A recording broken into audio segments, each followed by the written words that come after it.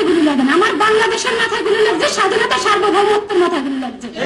যে ছেলে মেয়েগুলো, যে তরুণরা আন্দোলনে এই হাসিনাকে হটাইতে পারছে, যে আন্দোলন যা খালেদা জিয়ার যারা ট্রিটমেন্ট দিতে বিদেশে নিতে পারে নাই, খালেদা জিয়ার বাড়ি যখন শেষ হয়ে গেল তখন আন্দোলন করে খালেদা জিয়ার বাড়িটা রক্ষা করতে পারে নাই, 57 জন সেনা অফিসার নিহত হওয়া বিচার আদায় করতে পারে না, এই তরুণগুলো কিন্তু সেই একটা রাস্তা খুলে দিছে। সেই রাস্তা যখন খুলে দিল, আমাদের প্রবীণদের কাজ ছিল ওই তরুণদেরকে কাছে এনে ওদেরকে হাতে কলমে আমাদের রাজনীতি শিখানো। আমরা হাতে কলমে রাজনীতি শিখাতাম, আমরা কূটনৈতিক সম্পর্ক কিভাবে করবো শিখাতাম, আমরা কালচারাল লড়াইটা কিভাবে করবো শিখাতাম, ভারতীয় আধিপত্য মুক্ত কিভাবে থাকবো শিখাতাম।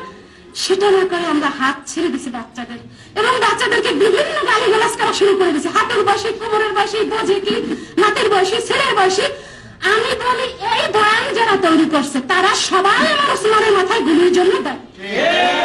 শুধু ভারতের উপর একা হবে না, এই ভারতের মধ্যে যারা আমরা আছি তারা কার? আমরা বাংলাদেশি না? আমরা কি ভারতের নাগরিক?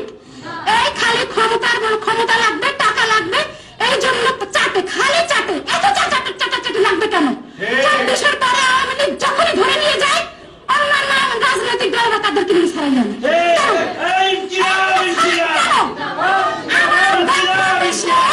সকল রাজনৈতিক নেতাদের প্রতি, দেশপ্রেমিক নেতাদের প্রতি একটাই আহ্বান, আপনারা যখনই আওয়ামী লীগকে বিচারের মুখোমুখি করে আপনারা কাউকে ছাড়াতে যাবেন না। আপনারা শোনেন, আমাকে অনেকেই বলে ব্যালেন্স করে কথা বলে, আমার ঘর বুঝে ব্যালেন্স করে, আমার আর ব্যালেন্স কি আছে? কারণ আমার ওসমান আছে। আমার ওসমান তো শুধু আমার কাছে ভাই না, আমার সন্তান হয়ে উঠছে। আমাদের ভাই বোনদের কাছে এই যে সারা পৃথিবী যদি আমাকে বলে যে আমি আপনার ভাই, আসলে কি আমার ওসমান হয়তো পারবে? এটা সম্ভব? ওসমান হয়তো পারবে? এটা সম্ভব? এটা সম্ভব না। বিপ্লবীদের প্রতি প্রবীণ রাজা, আমি এই কথা আপনাদের সামনে যেটা বললাম, এই কথা আমি প্রধান উপদেষ্টার কার্যালয়ের সামনে বলে আসছি, বিএনপির অনেক সিনিয়র নেতারা ছিলেন সেখানেও বলে আসছি যে আজকে যে আমার বাংলাদেশের মাথায় গুলি, এই জন্য প্রবীণ রাজনীতিবিদরা দায়ী। আপনারা লোভে পড়বেন না, টাকা আজকে আছে কালকে নাই। আর সোনাকে হত্যা করার জন্য মাত্র 10 লক্ষ টাকা দিছে। এই 10 লক্ষ টাকা কি অনেক কিছু? এই 10 লক্ষ টাকা শেষ হতে কতক্ষণ লাগে? আমি তো ভাবছি একটা বাংলাদেশ যদি লিখে দেওয়া হয় তারপর তো আমার ওসমান আসবে না। এই ওসমান তৈরি হবে না। এই ওসমানকে যদি আপনারা ধারণ করেন, আপনাদের মেধা এবং রাজপথ দুটোই দখল রাখতে হবে। আপনারা পারবেন না। আমার ওসমান বলতো আমি কিছু ছেলে মেয়ে তৈরি করে রেখে যেতে চাই, মানে আমার শোক, আমার কাছে আমি বিশ্বাস করি শক্তিটি ফিরে আসবে। আমি বিশ্বাস করি আমার ওসমান আরো দ্বিগুণ তীক্ষ্ণ ধারালো মেধা নিয়ে ফিরে আসবে। আমার ওসমান কবিতা একটা লিখেছিল যে আমার হাত খেয়েও, আমার বক্ষ খেয়েও, আমার পা খেয়েও, আমার মাথা খেয়েও না, মাথা খেয়ে যে আমি চিরতরে দাস হয়ে যাব। আমার ওসমানের কিন্তু মাথায় খেয়ে দিয়েছে, আমার ওসমানের মাথা খেয়ে দিচ্ছে। আমার যদি হাত না থাকে আমি তোমার মাথা দিয়ে খাটিয়ে আমি আরেকজনকে দ্বারা কাজ করাতে পারবো। আপনাদের কাছে বিনীত অনুরোধ, আপনারা ওসমানের আদর্শ লালন করেন, এই চাঁদাবাজি সন্ত্রাসীর বিরুদ্ধে দাঁড়ান।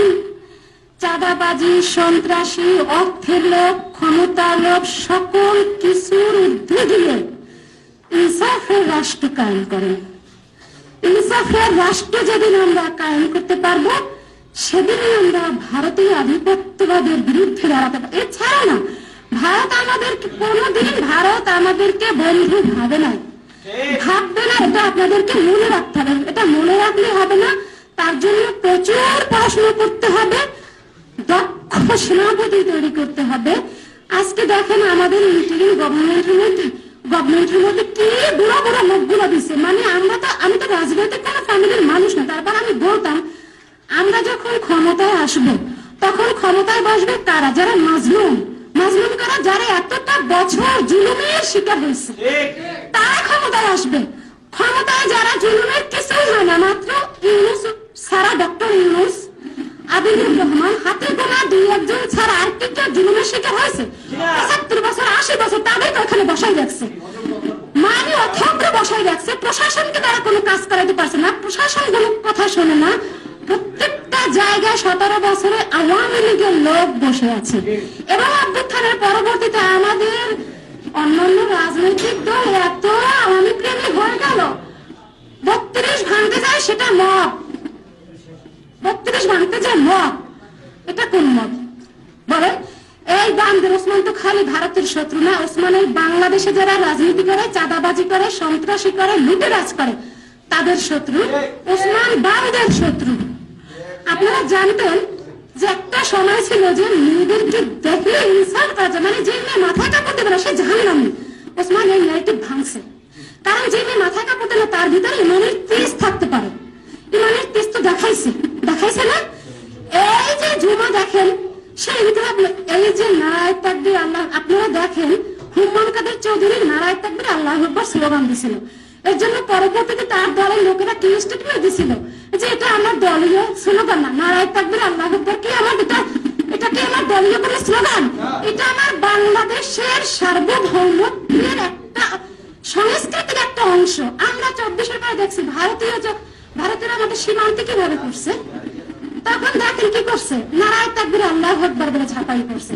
তো আপনার এই লড়াই চলবে, এই লড়াই থামবে না। আপনাদের কাছে দোয়া আমাদের ওসমান যেন তীক্ষ্ণ ধারালো হয়ে ফিরে আসে। ধন্যবাদ, আল্লাহ হাফেজ।